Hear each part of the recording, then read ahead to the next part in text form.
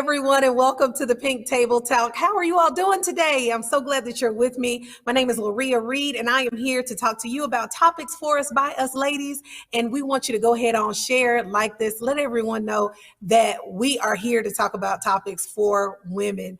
Hope that you all are having an outstanding day. So we have got a great topic, and I can't wait to introduce our guests. Today we are talking about the journey of infertility. So make sure that you text your girlfriends, anyone who may be going through this journey as well, and let them know that we're on today. We've got two great guests that are able to talk to us about this subject.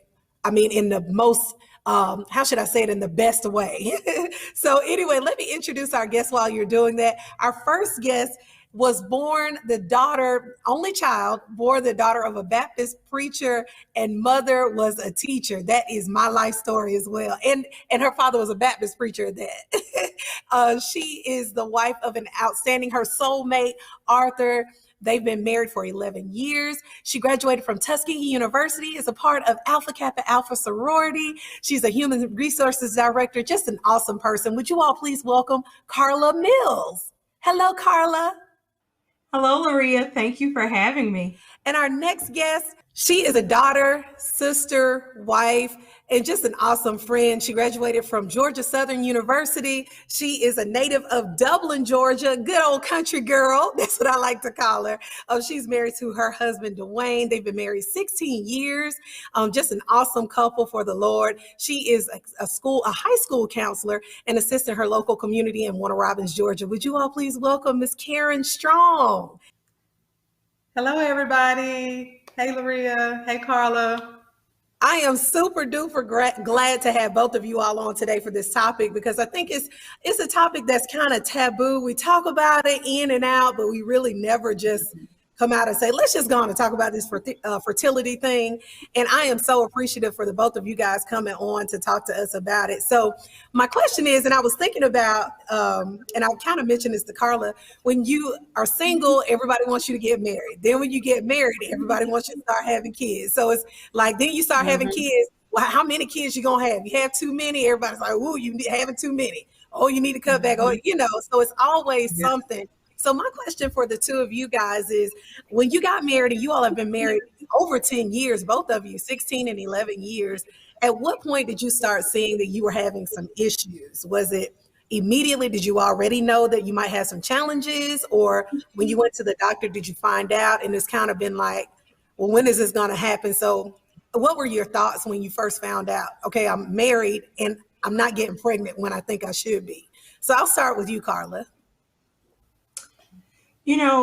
That's a great question, Laria. And I think when we first got married, we were in that phase of, we're not trying, but we're okay if it happens, right? Mm-hmm. And, year one goes by, totally okay. We're fine.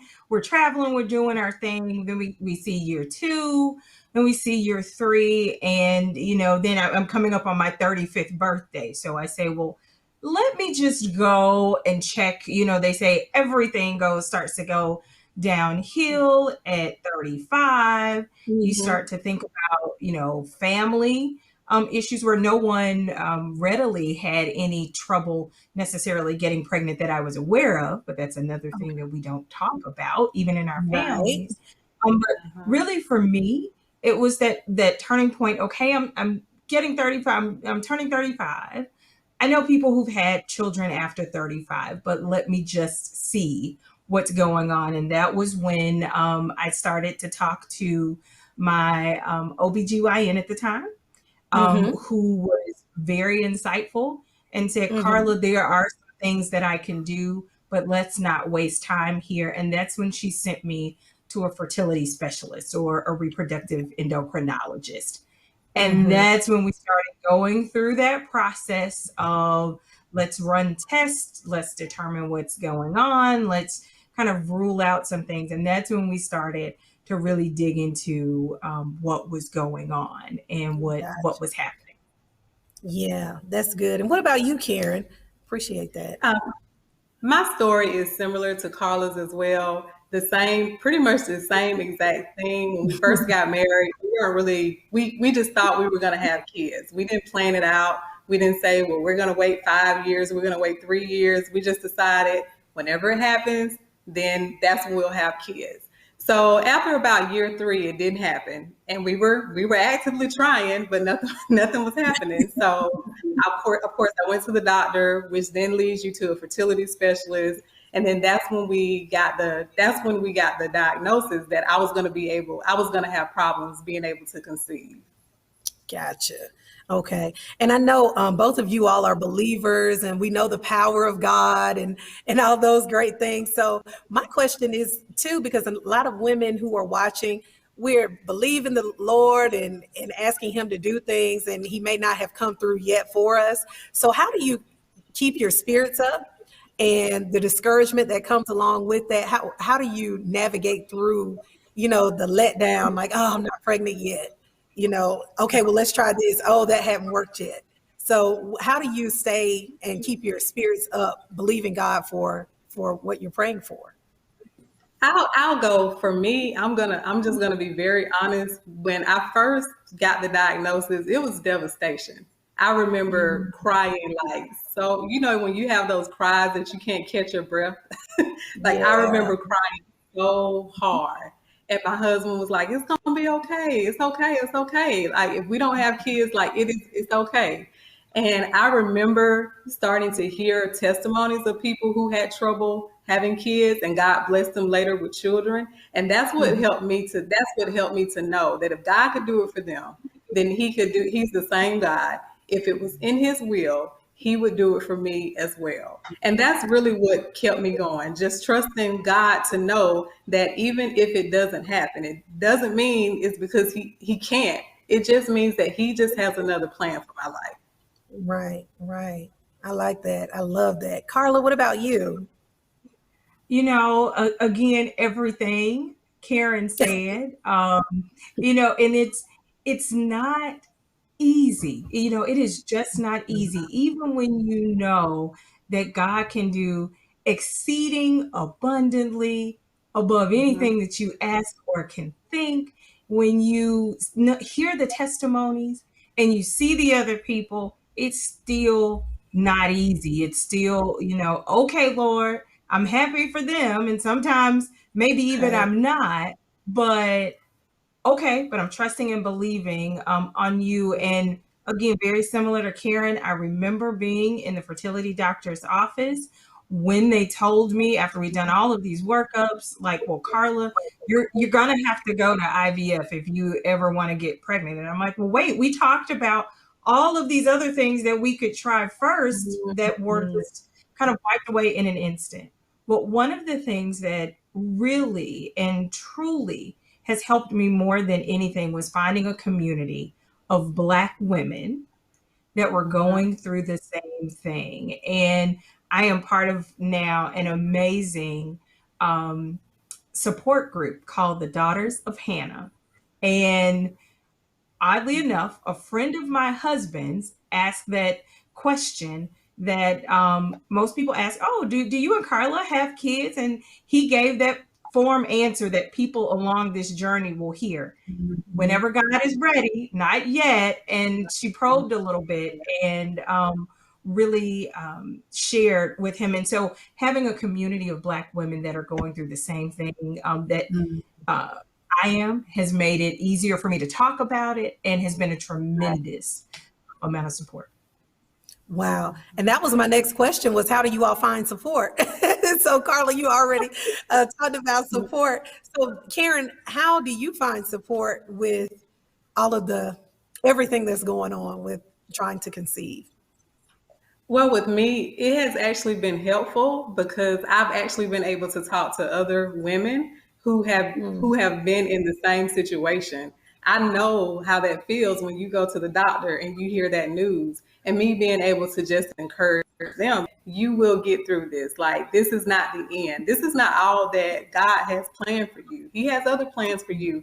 And even then, and just because you got this word, that's not the final word. You still have to keep trusting and believing in him. So that's really what helps. That's really what helps me, because I don't have anyone in my family that, has went through anything like this. So, I know I felt really alone in the beginning, but I knew I had to just, I mean, it's not something you can hide because people are going to ask Right. the question. So you have to be able to talk about it. So Right. that's what keeps me going, and that's what helps me. You guys are all up in my questions because that was my next question. I wanted to find out, how do you deal with people coming up to you asking you, when are you gonna have some kids? What y'all waiting on? And people, we can be so insensitive of others, and that's just across the board. We need to stop doing that as people. So if you're listening and watching, stop asking people when they're gonna do something, because everybody is we can't do everything we want whenever we want to. At some point. So my question to you all is, how do you navigate through people asking you questions and the pressures of others? And I'll start with you, Carla. Loria, that is a great question. And I know we kind of talked about that before. And the first thing I will say is that with infertility, unlike any other or most other, let me say, uh, situations or diagnosis, I guess I would say, you can't see it. You can see, the woman that is pregnant, but you can't see the woman that is on the fertility journey.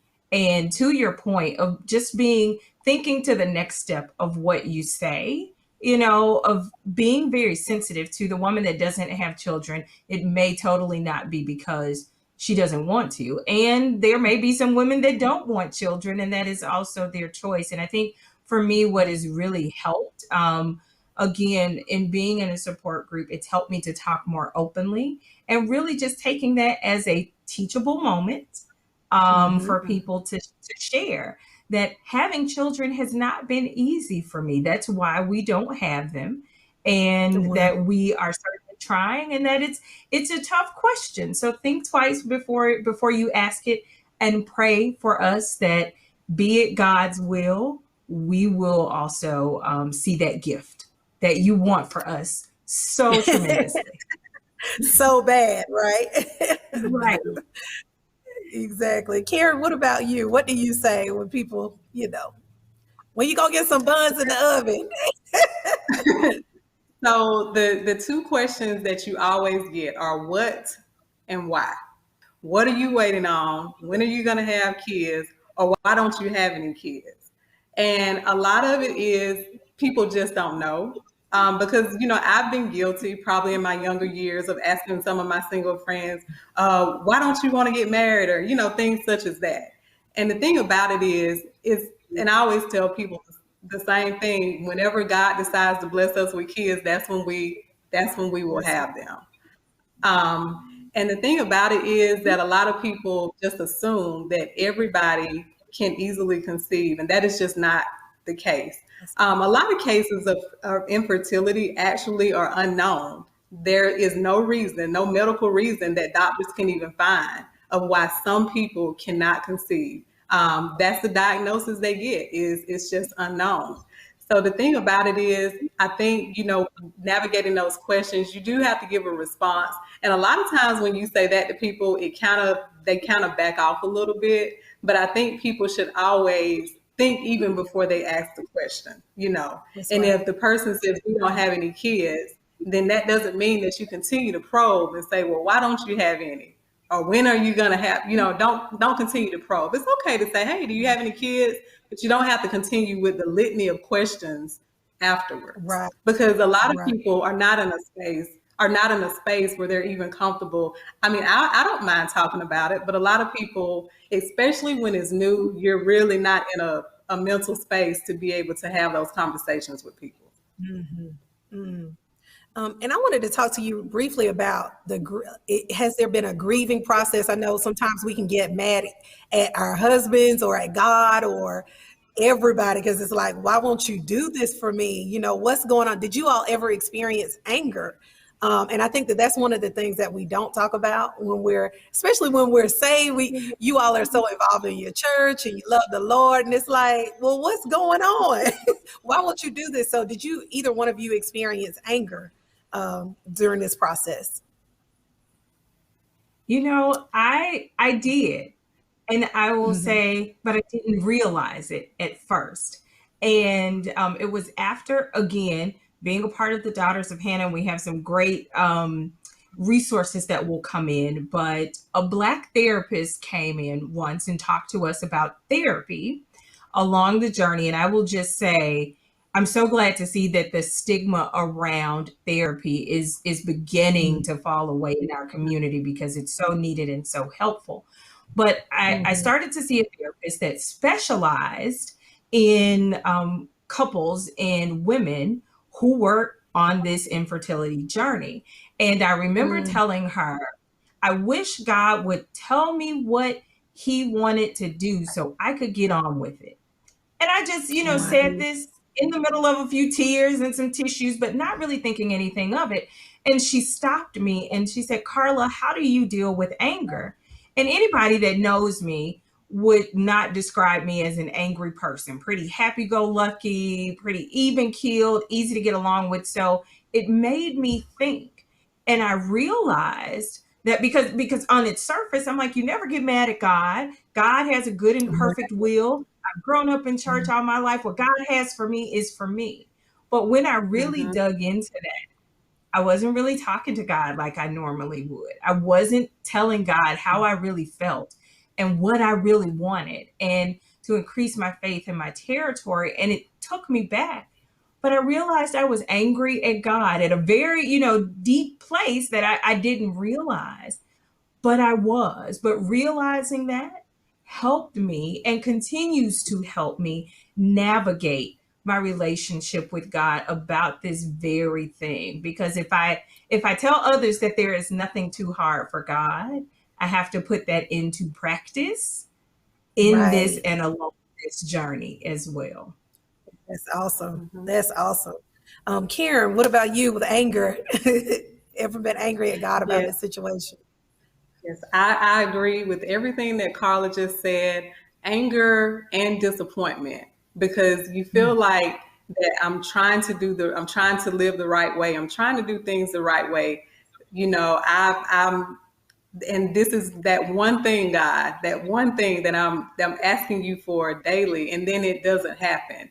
And just like Carla said, you just want to know, okay, do you want this? Is this what you want from me? And it's like, if you go ahead and tell me, maybe I can just move on and stop thinking about it. But God doesn't work on our timetable. So, having said that, I think about Paul. He had a thorn in his flesh, but he said that because God's grace is sufficient. And this is like a thorn in the flesh, because you can think you're doing okay, and then it comes back up again, but his grace is sufficient. His grace is sufficient. And this is one of those things that we may never know the answer to this question until we get to heaven. And then it probably won't even matter at all then. So I think that, just being honest with God about where you are. If you are angry, it's okay to tell him you're angry and you're hurt, because he knows anyway. We can try to put on a facade like it's okay, but God already knows. He knows our heart. He's the one person that knows everything about us. So it is okay to have those emotions of disappointment, of anger. It's normal, because that is part of the grieving process. Right. And just to wrap things up, I want you guys to give a word of encouragement to a woman who may be watching in the same situation as you, or someone who may be going through a time of trusting God or not understanding what's happening. If you just want to speak a kind word to them, because I won't say that you all have just overcome, but you all are in a good place. And I know it takes time and work to get to where you are now. So I'll start with you, Carla. Just a word of encouragement to a woman who's going through what you are too. What I would say is, it's okay, and you've got this. Whatever emotion you're feeling, wherever you are on the journey, whatever process you are in, it is okay. And you are not alone. There are women that look like you. There are women that have been along this journey. There are women that have been on this journey a long time. There are women that are going through this journey and that will grow and will make it through this journey because of you. So know you're not alone. Know that even when it feels like it, God has not forgotten about you.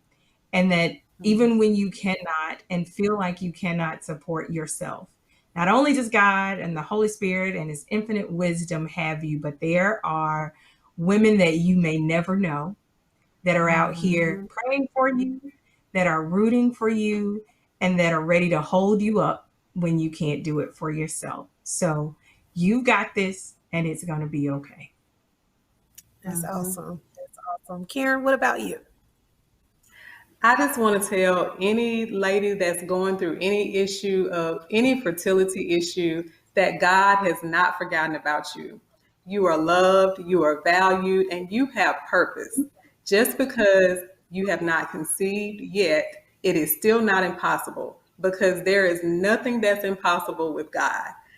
There are so many biblical examples in the Bible of women, and the Bible clearly states that they were barren. And the Bible says that God makes the barren woman a happy mother of children. And it is his will for us to have kids. It is. It is his will. And we have to stand in his will. But sometimes, because we live in a fallen world, it does not always happen that way. But we still have to trust and still keep believing. He did it for Sarah. I know nobody wants to hear that. I know Sarah was in her 90s when it happened. But he did it for Sarah. It's never too late. You just have to keep your eyes on Jesus, because he will act. I know this sounds real cliche-ish, but I'm telling you what I know to be true. He will make it all right. He will make it all right. You just have to keep your faith in him, and you have to just keep holding on to what his word says. Amen. That was awesome. That was awesome. Thank you both so much for coming on today to share your story. I wish we had more time, but this was so good and so rich. Thank you both for being here. Carla Mills, Karen Strong, the journey of infertility. Y'all, we'll have to come back and do this again and talk some more about some more workings of everything. But I pray that both of you all receive the desires of your heart and that you continue to move on in the ways of the Lord, because you all are just such great women. Thank you. Well, thank you so much for being on, and thank you so much for watching the Pink Table Talk, and we'll see you the next time. Have a good one.